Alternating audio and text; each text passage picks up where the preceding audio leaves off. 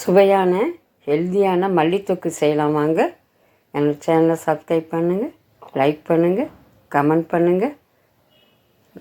1 spoon உளுந்து, 1 spoon மல்லி விதை, 1 ஸ்பூன் கடலைப்பருப்பு, 4 வரமிளகாய், நெல்லிக்காய் சைஸ் புளி, 5 பல் பூண்டு, தேவையான அளவு உப்பு, நல்லெண்ணெய். இவ்வளோ தாங்க அந்த தொக்குக்கு தேவை.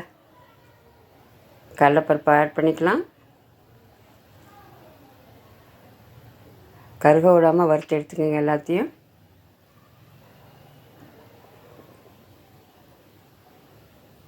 உளுந்தை சேர்த்துக்கலாம், வரமிளகாய் சேர்த்துக்கலாம்.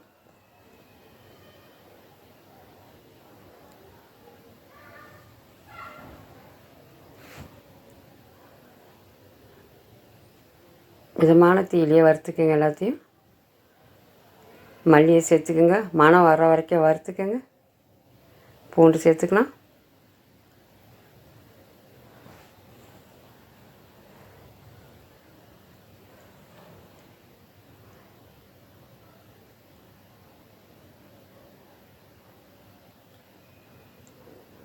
புளியை சேர்த்துக்கலாம்.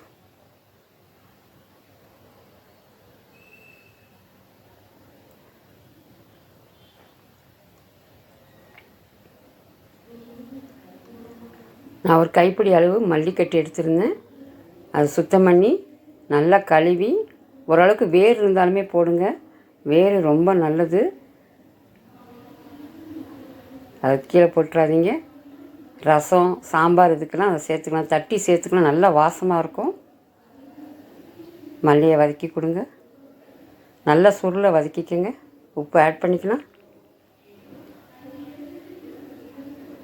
நல்லா சுருளை வதக்கி கொடுங்க.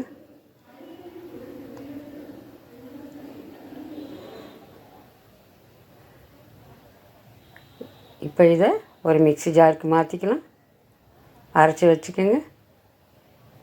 மீதி இருக்கிற நல்லெண்ணெயை சேர்த்துக்கலாம்.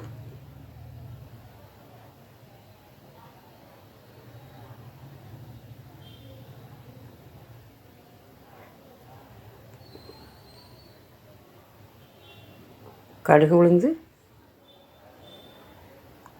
பொரிஞ்சதுக்கப்புறம் கருவேப்பிலை சேர்த்துக்கலாம்.